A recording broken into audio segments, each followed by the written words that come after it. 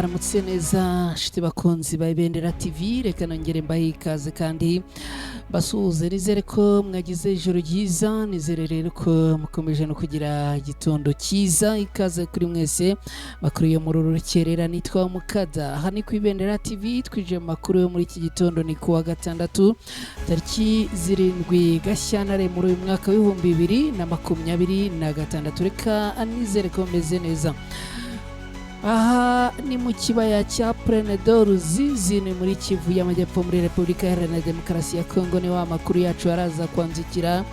Hamaze gushyirwa imodoka nyinshi cyane ziri kugenzura ibijyanye n'ikoranabuhanga muri Kivu y'Amajyepfo muri Repubulika Iharanira Demokarasi ya Kongo. Biravugwa yuko General Sultan Makenga ubwe yamaze kumanuka, akaba ari umwe mu bari aho ibi birindiro by'izi modoka biri kugira ngo akurikirane neza ibijyanye na situasiyo y'urugamba muri ibice byo muri Kivu y'Amajyepfo. Turaza kubyinjiramo ku buryo burambuye.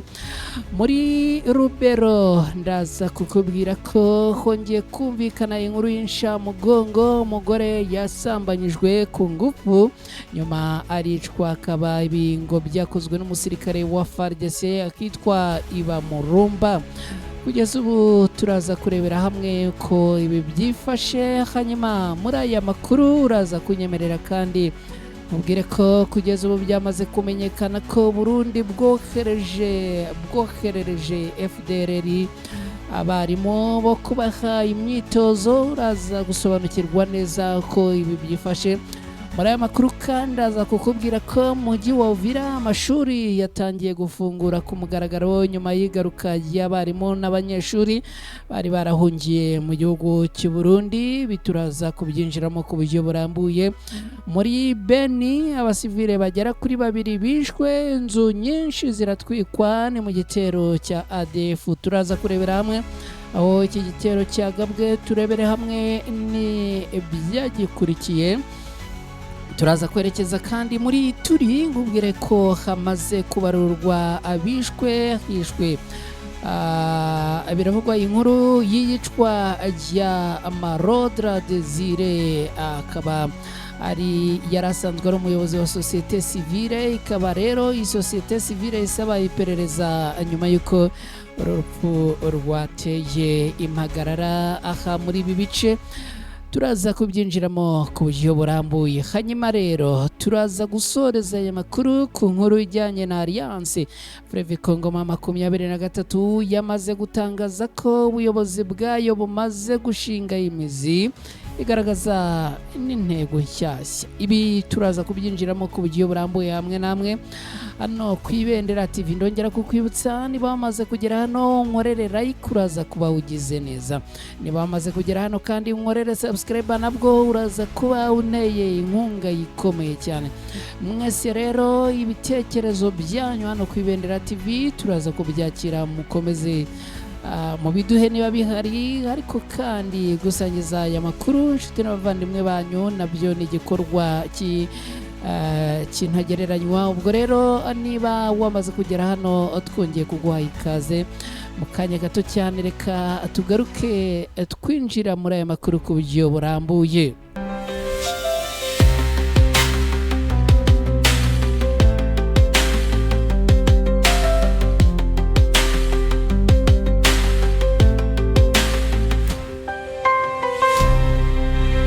Alright, uyu munsi ni kuwa gatandatu, ni tariki 7 Gashyantare muri uyu mwaka w'ibihumbi 2026. Uyu munsi ni icyumweru cya mbere cy'uku kwezi kwa kabiri muri uyu mwaka. Reka rero twongere tubashimire cyane mwe mwese turi kumwe hano ku Ibendera TV. Kaze aho muherereye hose, abari mu turere tugize uburasirazuba bw'u Rwanda. Hari abantu bari Kayonza, hari abantu bari Gatsibo, hari abantu bari Kirehe, hari abantu bari mu Bugesera. Mwese tubahaye ikaze.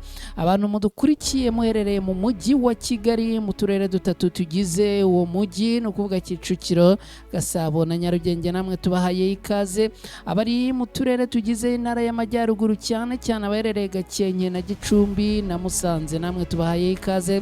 Abari mu burengerazuba, ubwo ndavuga abari Rubavu, abari Ngororero, abari Karongi, abari Rutsiro n'abari Rusizi, namwe tubahaye ikaze.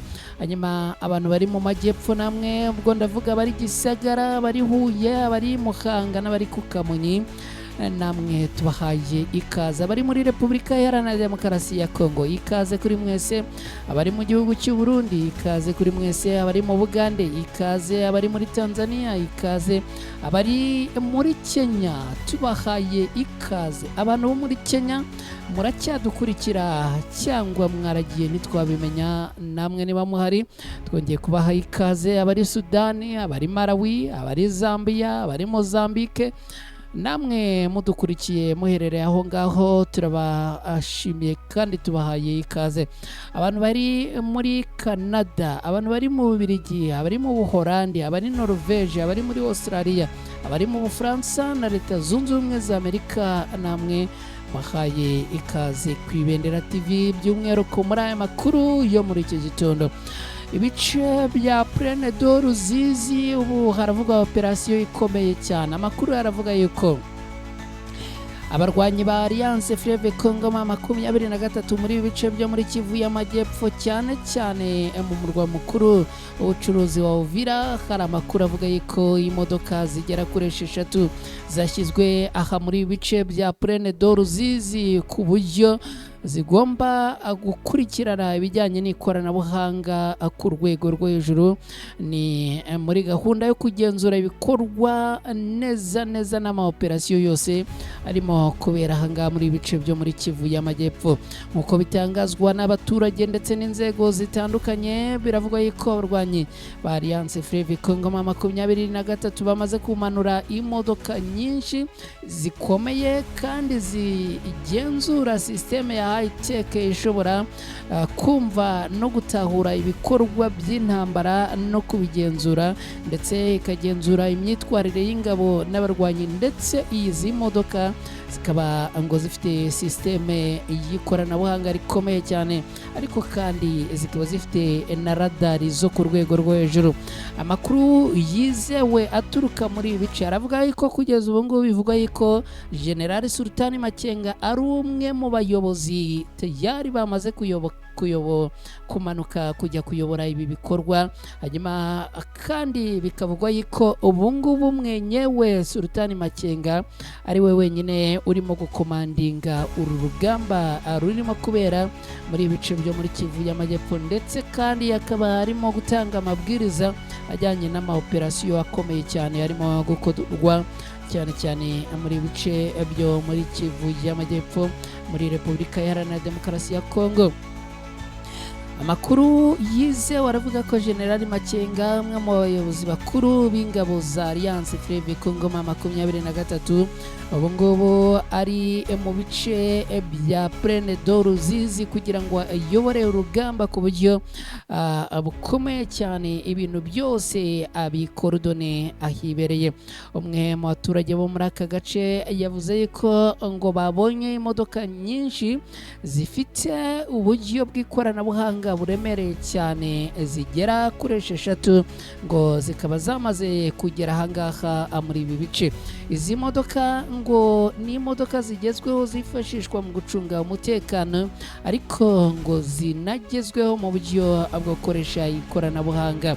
Abasesenguzi baremeza ko iyi strategy ya high-tech y'izi modoka igamije kurinda abayobozi b'ingabo n'abarwanyi mu gihe cy'imirwano. Baravuga kandi ko izi modoka zigamije n'ubundi gucunga, kureba radari, ariko no gukontorora. Ibaze ko izi modoka ziri muri ibice ngo zirimo kugenzura no gukontorora ikirere cya Kivu y'Amajyepfo cyose. Ndakubwira rero ko ibintu byongeye gukomera no kuzamba ku rwego rwo hejuru.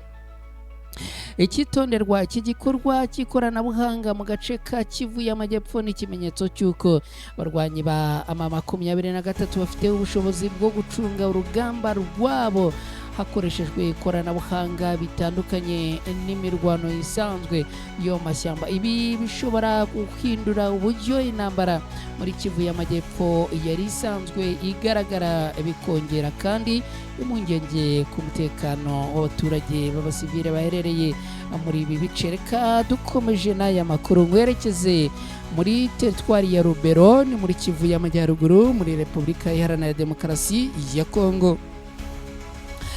Amakuru ababaje akomeye kandi ateye agahinda aturuka ahangaha, aravuga yuko umugore aha muri teritwari ya Rubero yasambanyijwe ku ngufu nyuma akicwa n'umusirikare wa FARDC. Ni ibintu byakorewe ahitwa Ibamurumba, ukekwaho iki cyaha. Kugeza ubu amakuru aravuga yuko yamaze gufatwa. Umugore wo mu gace ka Tembe hafi y'agace ka Abamurumba ni muri grupoma ya Bareje muri sekiteri ya Bapere muri Rubero muri Kivu y'Amajyaruguru. Biravuga ko yasambanyijwe ku ngufu nyuma akicwa.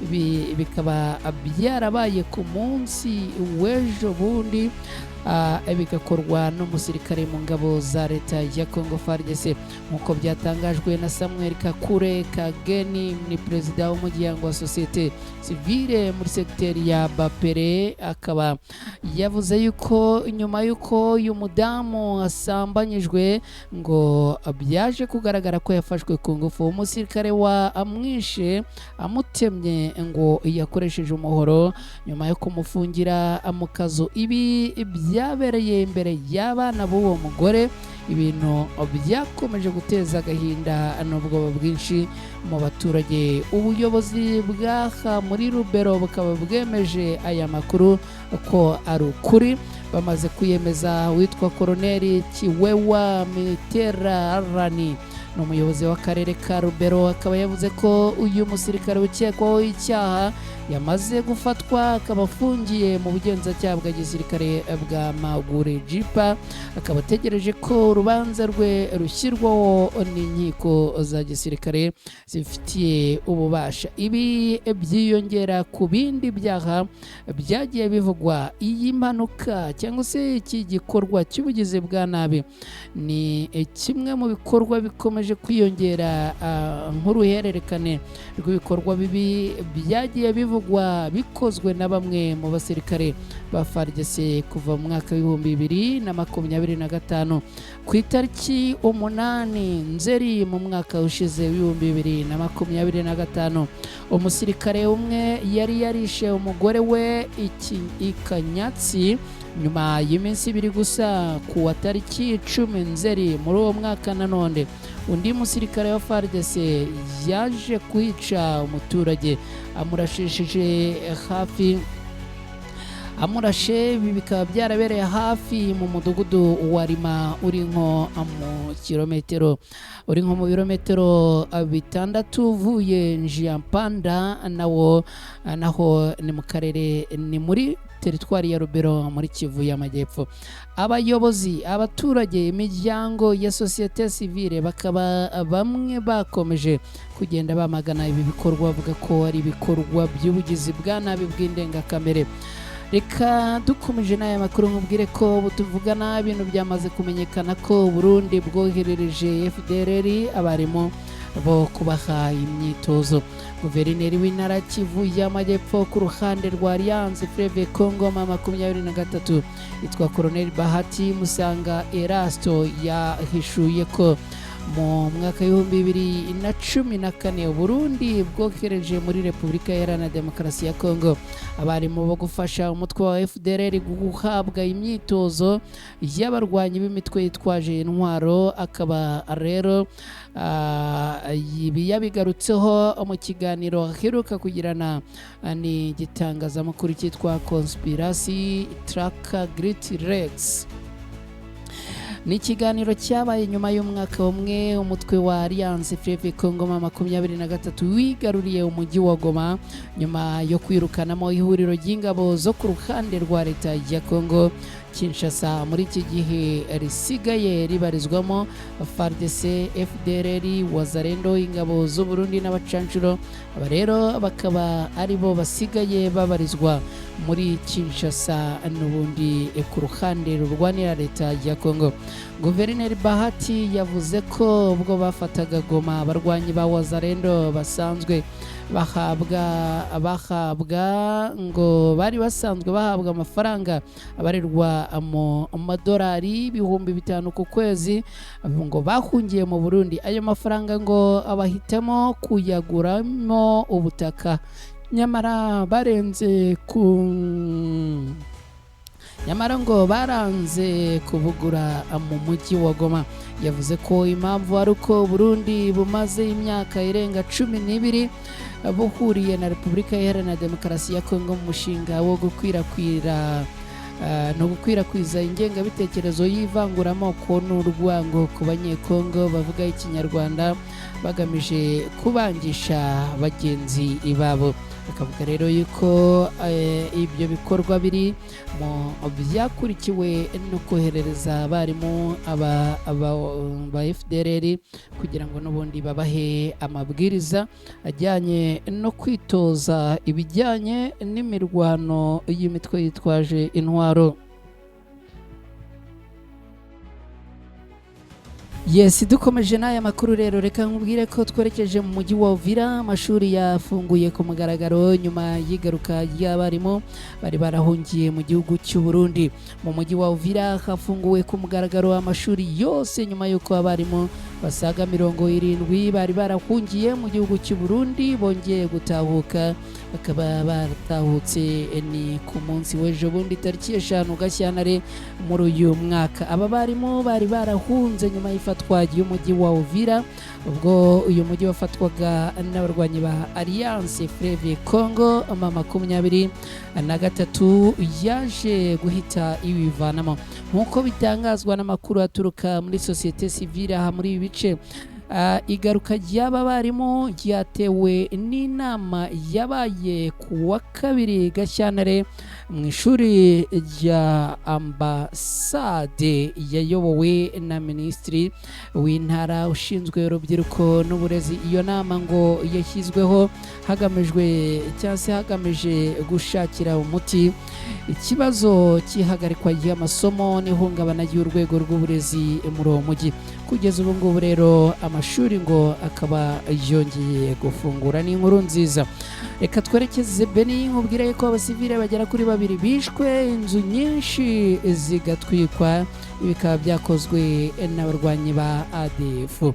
Igitero cy'inyeshyamba za ADF cyabaye mu ijoro ryo kuwa 4 rishyira kuwa 5 mu gace ka Amabasere, ni muri serire Matokeyo, ni muri komine ya Oika, umurwa mukuru w'agace ka Beni muri Kivu y'Amajyaruguru. N'ubundi iki gitero cyongeye guhungabanya ubuzima bw'abatari bakeya. Ibarura ry'agateganyo riragaragaza ko abasivile nibura 2 bishwe nyuma yo kugabwaho icyo gitero cyabaye mu masaha ya saa 5 z'ijoro. Paruku Muvunga, umwe mu bagize societe civile yo muri ako gace, yemeje ayo makuru agira ati Oika yagabweho igitero n'inyeshyamba za ADF, akaba ari igitero cyabaye mu masaha y'ijoro, mu gihe imibare y'agateganyo ngo yagaragaye yerekana imirambo 2 y'abasivile bishwe urw'agashinyaguro na ADF. Ibintu bibabaje cyane kandi bikomeye. Mu cyumweru cyashize kandi nabwo abasivile 16 bari bishwe ndetse bangirizwa imitungo myinshi hafi ya Mamove, ahari kilometero nke uvuye Oika. Muri icyo gitero moto 30 zaratwitswe, amaduka 67 aratwikwa, ivuriro rimwe riratwikwa, inzu y'umuyobozi w'agace kahangaha iratwikwa, inzu zigera ku 10 z'abaturage basanzwe nazo ziratwikwa. abaturage barasaba leta n'inzego z'umutekano kongera ingamba zo kubarinda no kubarindira umutekano kubera yuko izi nyeshyamba za ADF ngo zibamereye nabi. Reka twerekeze muri Turi, nkubwire ko aya makuru turi gukubita tubangura. Twerekeje muri Turi rero, reka nkubwire ko ari kuvugwa yitwa Marodra Desire. Byagenze gute? Ihuriro rya societe civile aha muri Turi, nukuvuga Force Vive ya Ituri, ryatangaje urupfu rubabaje rwa Marodra Desire, wari perezida wa societe civile mu bwami bwa Bahema Banjere, wishwe arashwe n'abagizi bana bitwaje intwaro bataramenyekana kugeza ubu ngubu, nk'uko byemejwe na Maître Jean-Marie Zadri, umuhuzabikorwa wungirije wa societe civile mu ntara ya Ituri. Avuga yuko mu bwicanyi ngo bwabaye mu minsi mikeya kugeza ubu ngubu, ko ngo byagenze nyirizina ngo ntibiramenyekana kuko ngo iperereza riracyakorwa. Uretse ubu bwicanyi, societe civile yo muri ibi bice yanatangaje ishimutwa rya perezida wa FK Bure, nawe watwawe n'abantu bitwaje intwaro bataramenyekana kugeza ubu. Aya makuru yamaze gushyikirizwa imiryango y'ababuze ababo n'abaturage bo muri ako gace, bikaba byakomeje guteza ubwoba n'agahinda gakomeye cyane. Societe civile Force Vive ya Ituri ikaba yamaganye byimazeyo ibikorwa by'urugomo, ubugome ndengakamere ndetse n'iyicarubozo.